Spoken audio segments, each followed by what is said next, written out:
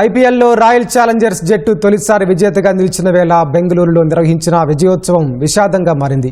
నగరంలో జట్టు సభ్యుల పరేడ్, చిన్నస్వామి స్టేడియంలో సన్మాన కార్యక్రమాన్ని చూసేందుకు పెద్ద ఎత్తున అభిమానులు తరలిరాగా ఒక్కసారిగా తొక్కిసలాట జరిగి 11 మంది ప్రాణాలు కోల్పోయారు. 50 మందికి పైగా గాయపడ్డారు. అభిమానులు భారీగా తరలిరావడం వల్లే తొక్కిసలాట జరిగిందంటూ కర్ణాటక ప్రభుత్వం చెప్పుకొచ్చింది.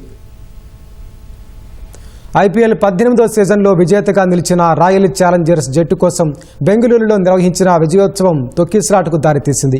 అహ్మదాబాద్ నుంచి బెంగళూరు చేరుకున్న జట్టు ఆటగాళ్లు, ఇతర సభ్యులను మొదట విధాన సౌధ నుంచి చిన్నస్వామి స్టేడియం వరకు ర్యాలీగా తీసుకెళ్లాలని నిర్ణయించారు.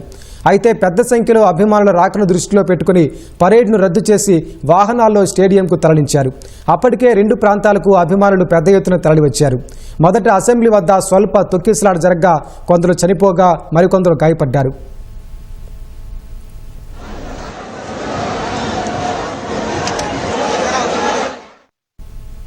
చిన్నస్వామి స్టేడియంలో కర్ణాటక క్రికెట్ అసోసియేషన్ ఆధ్వర్యంలో ఆర్సీబీ జట్టు సభ్యులకు సన్మాన కార్యక్రమం ఏర్పాటు చేయగా అభిమాన ఆటగాళ్లను చూసేందుకు లోపలికెళ్లాలని అభిమానులు పోటెత్తారు. ఈ క్రమంలో స్టేడియం గేట్లు, సమీపంలోని గోడలు, చెట్లు పైకెక్కారు. 2వ గేట్ నుంచి స్టేడియంలోకి వెళ్లేందుకు ఒక్కసారిగా దూసుకెళ్లారు. అభిమానులను అదుపు చేసేందుకు పోలీసులు స్వల్ప లాఠీచార్జి చేశారు.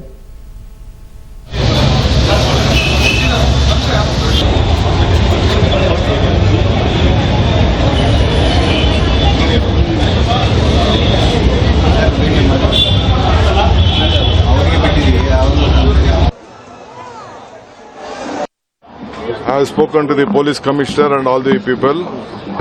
I am also going little late to the hospital because now lot of trouble is there. I don't want to disturb the doctors who are trying to take care of the patients, and only the exact number is not been still this one. So we are at it. We appeal to all of them to still to be calm. How many people died? That is why we cut off. Lot of programs were there. We didn't want to continue with the program. Only within 10 minutes with one round we just closed it. And we appeal even in the metros, whatever the metros has been jammed.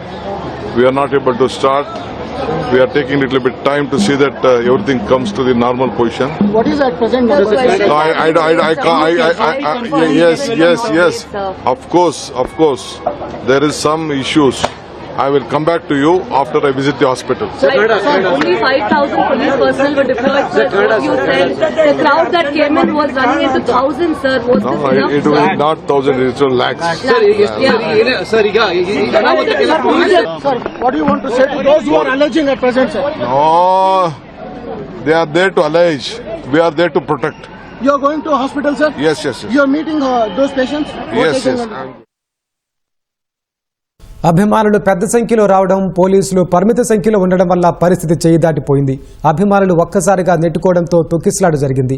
ఈ ఘటనలో గాయపడిన వారిని సమీపంలోని ఆసుపత్రులకు తరలించి చికిత్స అందించారు. అక్కడున్న యువకులు కొంతమంది తొక్కిసలాటలో గాయపడి స్పృహ కోల్పోయిన వారిని కాపాడేందుకు తీవ్రంగా కృషి చేశారు. సిపిఆర్ చేసి బతికించేందుకు ప్రయత్నించారు. మరోవైపు గాయపడిన వారిని పోలీసులు అంబులెన్సుల్లో బౌరింగ్, వైదేహి ఆసుపత్రులకు తరలించారు. స్టేడియం బయట తొక్కిసలాటతో పరిస్థితి ఆందోళనకరంగా ఉన్నప్పటికీ లోపల క్రికెటర్లకు సన్మాన కార్యక్రమం పూర్తి చేశారు. ఈ వేడుకకు సీఎం సిద్ధరామయ్య ముఖ్య అతిథిగా హాజరయ్యారు. తొక్కిసలాటలో మృతి చెందిన వారికి సంతాపంగా కొద్దిసేపు మౌనం పాటించారు.